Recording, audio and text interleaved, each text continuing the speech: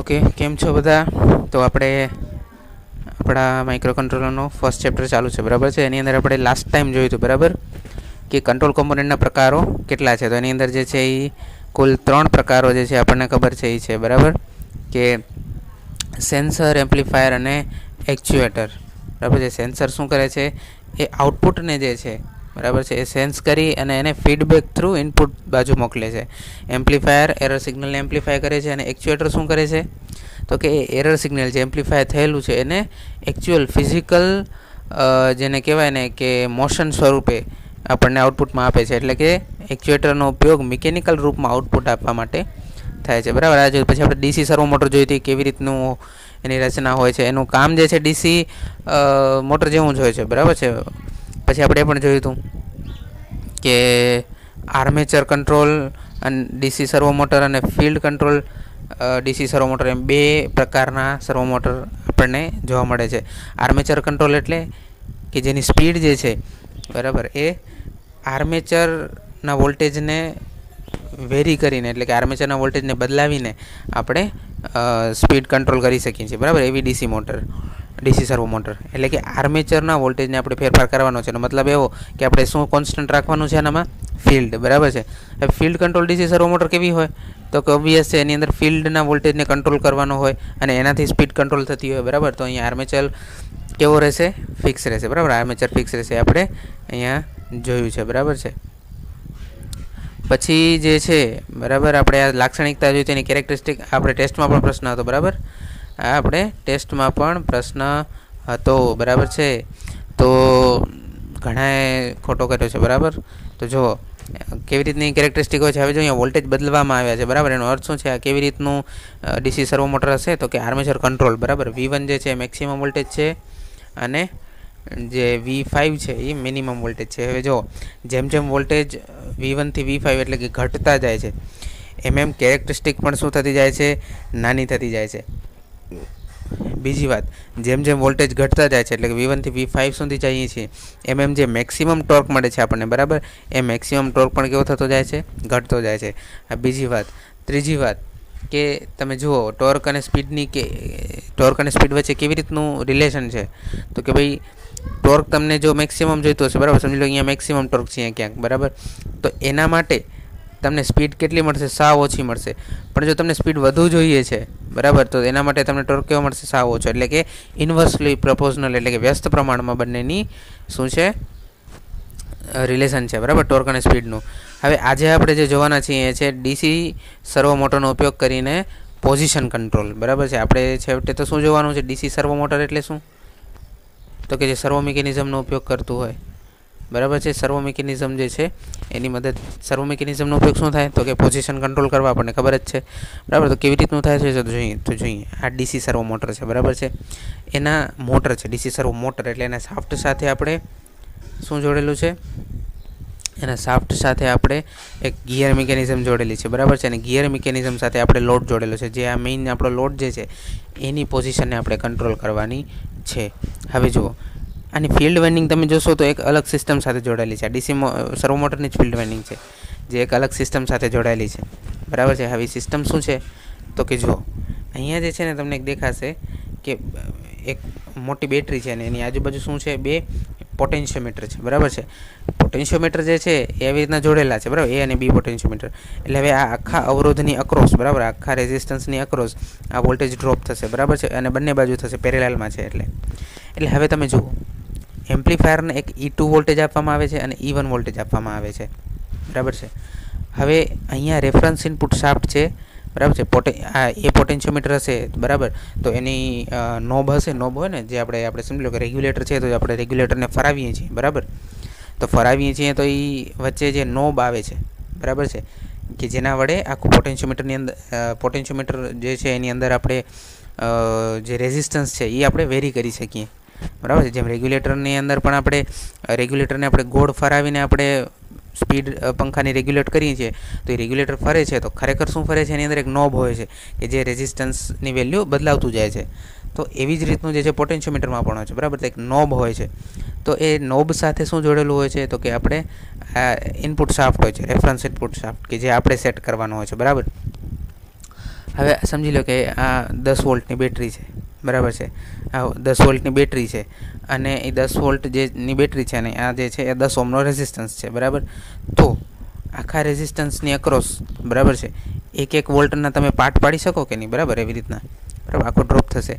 હવે સમજી લો કે તમે 5 વોલ્ટ પર શું રાખેલું છે, આ તમે રેફરન્સ રાખેલું છે 5 વોલ્ટ પર. એટલે E1 કેટલું થશે, E1 5 થશે. એટલે ઇનપુટના એક છેડે 5 વોલ્ટ જશે. હવે સમજી લો કે શરૂઆતમાં તો લોડની સ્થિતિ જે છે એકદમ બરાબર છે. તો આ E2 જે છે, બરાબર છે, એ ક્યાં હશે, E2 એ પણ 5 ઉપર જ હશે, બરાબર છે. લોડની એંગ્યુલર પોઝિશન જો લખેલું, લોડની એંગ્યુલર પોઝિશન એટલે કે લોડને તમારે ગોળ ફરાવવો છે, બરાબર. એવી રીતના ગોળ ફરાવવો છે, બરાબર. તમારે ગોળ વર્તુળાકાર દિશામાં ફરાવવો છે, બરાબર. જેમ કે સમજી લો કોઈ એવી રીતનું હોય આપણે, બરાબર, કે ગિયર ફરાવવું હોય કે એવી રીતનું કંઈ પણ. હવે જો બે બાજુ 5-5 વોલ્ટ છે તો એમ્પ્લીફાયર પાસે શું જશે, 0, બરાબર. E1 માઇનસ E2 એટલે કે 0 વોલ્ટેજ, એટલે એરર સિગ્નલ કેવું, 0. પણ સમજી લો કે તમે આ રેફરન્સ ઇનપુટ શાફ્ટ છે એને થોડોક ફરાવીને તમે શું કર્યું, 6 વોલ્ટ સુધી લઈ ગયા, બરાબર. અહીંયા 6 વોલ્ટ સુધી તમે અહીંયા લઈ ગયા. તો હવે શું થશે, 6 અને E2 જે છે 5 છે પહેલેથી, તો 6 - 5 1 વોલ્ટ, બરાબર. એટલે એરર સિગ્નલ 1 વોલ્ટનું જનરેટ થયું. એમ્પ્લીફાયર શું કરશે, 1 વોલ્ટને એમ્પ્લીફાય કરશે અને એને શું આપશે, ફિલ્ડ વાઇન્ડિંગમાં એ વોલ્ટેજ સપ્લાય આપશે. ફિલ્ડ વાઇન્ડિંગમાં વોલ્ટેજ સપ્લાય આવશે એટલે શું થશે, ફિલ્ડ વાઇન્ડિંગની અંદર ફ્લક્સ જનરેટ થશે. અને ડીસી મોટરને તો પહેલેથી જ આપણે ડીસી સપ્લાય આપેલો જ છે, જો વાયરો અહીંયા, બરાબર. એટલે શું થશે, ડીસી મોટર હવે સ્ટાર્ટ ફરશે અને ગિયરિંગ મિકેનિઝમ થ્રુ લોડને પણ ફરાવશે. અને લોડના શાફ્ટ સાથે કે લોડ સાથે જે પણ જોડેલું છે, બરાબર, એ શું કરશે, આ બી પોટેન્શિયોમીટરનો જે આ નોબ છે એને ઉપર લઈ આવશે, એટલે કે 6 વોલ્ટ સુધી.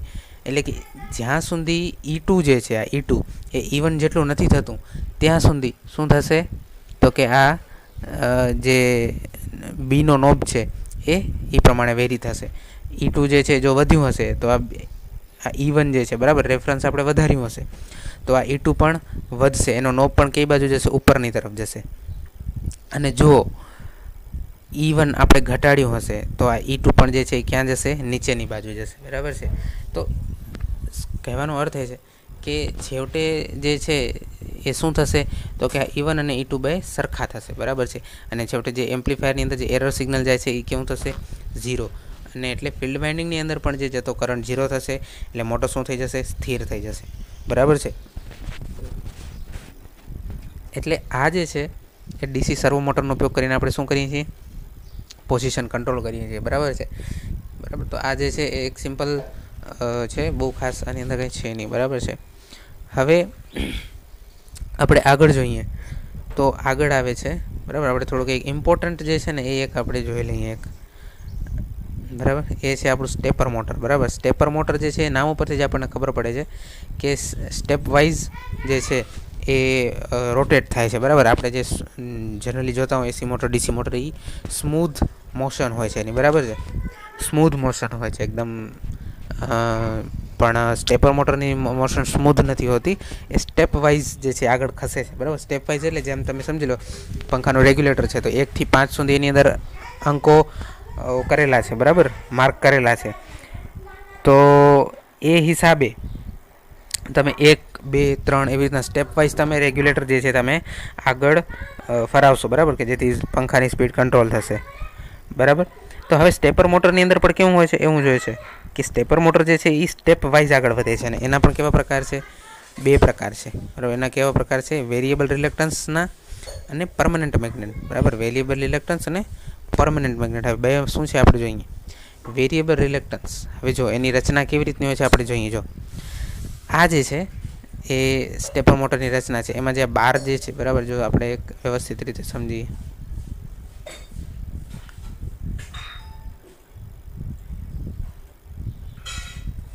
જો આ છે આપણી વેરિયેબલ રિલેક્ટન્સ પ્રકારની સ્ટેપર મોટર. એની અંદર શું હોય છે કે જનરલી આ જે છે આપણી શું છે, સ્ટેટર છે, અને આ જે છે એ શું છે, રોટર, બરાબર. આ રોટર છે આપણી. હવે એની અંદર તમે જોઈ શકો છો કે અહીંયા એબીસી જે છે સ્ટેટર ઉપર રાખેલું છે, બરાબર છે. હવે અહીંયા જે છે ને આ સ્ટેટર છે, બરાબર. આ જે એર ગેપ છે, બરાબર, અહીંયાથી આ બંને અલગ પડે છે, બરાબર છે, અહીંયાથી આ બંને અલગ પડે છે, બરાબર છે. હવે સ્ટેટરની અંદર શું કરેલું છે? સ્લોટિંગ્સ કરેલું છે. હવે જો તમે આની અંદર જોશો ને તો લખેલું છે કે સ્ટેપર પર 12 પોલ હોય છે અને રોટર પર 8 પોલ હોય છે, બરાબર. એવી રીતના કરવામાં આવે છે. હવે દરેક સ્ટેટર પોલ પર વાઇન્ડિંગ હોય છે, બરાબર, અને દરેક વાઇન્ડિંગ જેને સેટમાં 4 પોલ હોય છે એવી 3 સેટમાં વિભાજિત કરવામાં આવે છે. એટલે સમજો, સિમ્પલી એકદમ સમજો. જો આ 12 પોલ છે, બરાબર. તમે ગણશો ને તો 12 હશે. જો એબીસી ગણીએ કેટલી વખત છે? 1 વખત એબીસી, 2 વખત એબીસી, 3 વખત એબીસી ને 4 વખત એબીસી. એટલે 4 વખત એબીસી છે, એટલે 4 તરી 12 તો સ્લોટ થઈ ગયા. હવે જો શું કહે છે તો કે આ 12 સ્લોટ છે એની અંદર વાઇન્ડિંગ તો આપણે મૂકેલી છે, પણ દરેક વાઇન્ડિંગ 4 પોલ જનરેટ કરે, એવા 3 સેટમાં વિભાજિત કરેલી છે. એટલે જો સૌથી પહેલાં આ એ વાઇન્ડિંગ લઉં તો એ વાઇન્ડિંગ 4 પોલ જનરેટ કરે એના માટે એ 4 સ્લોટમાં હોવી જોઈએ, બરાબર છે.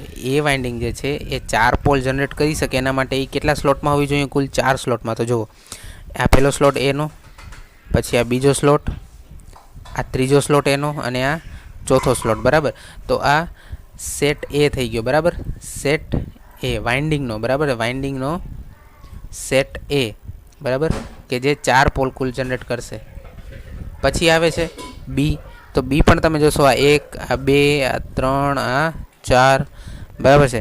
તો બી જે છે એ પણ સેટ બી જે છે એ પણ કેટલા પોલ જનરેટ કરશે? 4. એવી જ રીતના સી પણ જે છે એ 4 પોલ જનરેટ કરશે, બરાબર છે. તો આ જે છે આપણે જોવાનું છે, બરાબર. એટલે કુલ સેટ કેટલા છે? 3. એબીસી 3 સેટ, વાઇન્ડિંગના સેટ 3 છે. દરેક સેટ જે છે એ 4 પોલ જનરેટ કરશે, બરાબર છે. દરેક સેટ જે છે કેટલા પોલ જનરેટ કરશે? 4 પોલ, બરાબર છે. આપણે જોયું કેવી રીતે 4 પોલ જનરેટ કરશે, કારણ કે 4 પોલ જનરેટ કરવા માટે દરેક સેટ જે છે એ 4 સ્લોટમાં હોવો જોઈએ, બરાબર. એ આપણે જોયું કે એ પણ 4 સ્લોટમાં છે, બી પણ અને સી પણ. હવે શું કહે છે? કોઈ પણ સમય એક જ સેટ એનર્જાઇઝ કરવામાં આવે છે, બરાબર. અને એક સેટ એનર્જાઇઝ કરવામાં આવે અને એ પ્રમાણે રોટર પર તે સેટના કુલ 4 પોલ ઇન્ડ્યુસ થાય છે. રોટર કેટલા પોલનું છે? રોટરની અંદર કેટલા સ્લોટિંગ છે? 8 છે. જો 1, 2, 3, 4, 5, 6, 7 ને 8, બરાબર. એના પર કુલ કેટલા? 8 સ્લોટિંગ્સ છે, બરાબર છે. 8 સ્લોટિંગ્સ છે. એટલે હવે તમે જોઈ શકો છો, બરાબર, કે કોઈ પણ એક સમય એક જ સેટ, બરાબર. સમજી લો કે સૌથી પહેલાં મેં સેટ એ એનર્જાઇઝ કર્યો, બરાબર. સેટ એ એનર્જાઇઝ કર્યો તો પોલ કેટલા જનરેટ થશે? જ્યાં એ હશે ને ત્યાં પોલ જનરેટ થશે, બરાબર. પોલ એટલે શું? NS એવી રીતના, બરાબર. જો અહીંયા N હશે, ઉપરનો જે મેં લખ્યું છે ત્યાં, તો નીચે S હશે, આ બાજુ N હશે, તો અહીંયા S હશે. આવી રીતના કુલ 4 પોલ જનરેટ થયા, બરાબર. જનરલી એના કરતાં ઊંધું હોય છે, આવી રીતના NS એવી રીતના હોય છે, NNSS કરતાં, બરાબર. ચાલો, એ તો ઠીક છે, આપણે હવે સમજવાનું છે. હવે જો મેઇન વાત જે છે ને એ છે કે આ 4 પોલ જનરેટ થયા, તો હવે આ 4 પોલ જે છે ને એ સેટ વડે જે 4 પોલ જનરેટ થયા છે એ આ રોટર પર, અંદરનું જે રોટર છે એ રોટર પર પણ 4 પોલ ઇન્ડ્યુસ કરશે. એટલે સમજી લો કે આ N છે, તો રોટર પર એની સામે S ઇન્ડ્યુસ થશે. અહીંયા N છે તો અહીંયા રોટર પર S, અહીંયા S છે તો અહીંયા N, અને S છે તો ત્યાં N. આવી રીતના 4 પોલ ઇન્ડ્યુસ થશે. અને જે બાકીના 4 પોલ જે વધ્યા છે કે જેની ઉપર અત્યારે રોટરની વાત થાય છે, કે જેની ઉપર કોઈ પણ પ્રકારના પોલ ઇન્ડ્યુસ થયા નથી, એ ક્યાં રહેશે? તો કે એ જે છે એ રોટર જે છે એ રોટરના જે પોલની જે સ્લોટની અંદર પોલ ઇન્ડ્યુસ નથી થયા એ સ્ટેટરના જે સ્લોટ છે ત્યાં વચ્ચે ક્યાંય પણ ગોઠવાઈ જશે, ઓટોમેટિક ગોઠવાઈ જશે. મૂળ જે ગોઠવવાનું છે ને એ કોણ ગોઠવાશે? મૂળ જે ગોઠવણી કરવાની છે એ ગોઠવણી છે આપણે એ વડે જે આપણે ગોઠવણી કરીએ છીએ, બરાબર છે. મૂળ ગોઠવણી આપણે કરવાની જે છે એ આ એ વડે ઇન્ડ્યુસ થયેલા પોલની કરવાની છે, બરાબર છે. એ વડે ઇન્ડ્યુસ જે પોલ થશે એની આપણે ગોઠવણી કરવાની છે. અહીંયા એને આપણે સેટ એ એનર્જાઇઝ કર્યો છે, બરાબર. સેટ એ તમે એનર્જાઇઝ કર્યો છે તો એ સેટ એ પાસે જે છે ને જે પણ ઇન્ડ્યુસ થશે પોલ, એના વિરુદ્ધનો પોલ જે છે એ ક્યાં ઇન્ડ્યુસ થશે? રોટર ઉપર. NS હું અહીંયા કરું છું તો આ જે પોલ છે, બરાબર, અહીંયા S વિરુદ્ધનો જનરેટ થશે, અહીંયા S વિરુદ્ધનો, અહીંયા N, બરાબર. તો આ જે છે ને એ એકબીજા સાથે શું થશે? આવી રીતના અલાઇન થઈ જશે, એટલે કે એકબીજા ને જાણે એવી રીતના કેમ લોહી ચુંબક હોય, બરાબર, લોહ ચુંબક હોય કેમ એકબીજાને અટ્રેક્ટ કરે, બરાબર, વિરુદ્ધ પોલ હોય, NS હોય, બરાબર, તો એકબીજાને અટ્રેક્ટ કરે તો કેવી રીતના જોઈન્ટ થઈ જાય, એવી રીતનું અહીંયા જે છે આ બે પોલ એકબીજાને અટ્રેક્ટ કરશે. જોઈન્ટ નહીં થાય કારણ કે વચ્ચે અહીંયા એર ગેપ તો છે, પણ આ રોટર જે છે એ શાફ્ટ પર જડેલું છે એટલા માટે, બરાબર. તો આવી રીતના સેટ 1 એનર્જાઇઝ થઈ જશે, બરાબર, અને સેટ 1 એનર્જાઇઝ થશે એટલે રોટર જે છે એની સાથે અલાઇન થઈ જશે. બાકીના જે છે જેનામાં કોઈ પણ પ્રકારના જનરેટ નથી થયા પોલ, એ ઓટોમેટિક વચ્ચે ક્યાંક ગોઠવાઈ જશે. એ આપણે મેટર નથી. મેટર આપણે આ છે કે એ વડે જે પોલ જનરેટ થયા છે, બરાબર, એની વિરુદ્ધના પોલ રોટર ઉપર જનરેટ થાય છે અને પછી એકબીજા સાથે અલાઇન થઈ જાય છે, બરાબર, એટલે એકબીજાની સીધમાં આવી જાય છે, જો આવી રીતે. હવે સમજી લો કે તમારે મોટરને જે છે એ આવી રીતના ક્લોકવાઇઝ ડાયરેક્શનમાં ફરાવવી છે, એટલે સ્ટેપ પ્રમાણે. તો તમે શું કરશો હવે મને કહો, તમે શું કરશો, બોલો, તમે શું કરશો? અત્યારે આપણે જે પ્રમાણે એને એનર્જાઇઝ કર્યો છે એટલે આવી રીતના અત્યારે સેટ થયેલું છે, બરાબર. ત્યારે આવી રીતના રોટર જે છે સેટ થયેલી છે. તમારે ક્લોકવાઇઝ ડાયરેક્શનમાં રોટરને ફેરવવી છે, એટલે મોટર તમને ક્લોકવાઇઝ ડાયરેક્શનમાં ફરે એવી રીતના જોઈએ છે.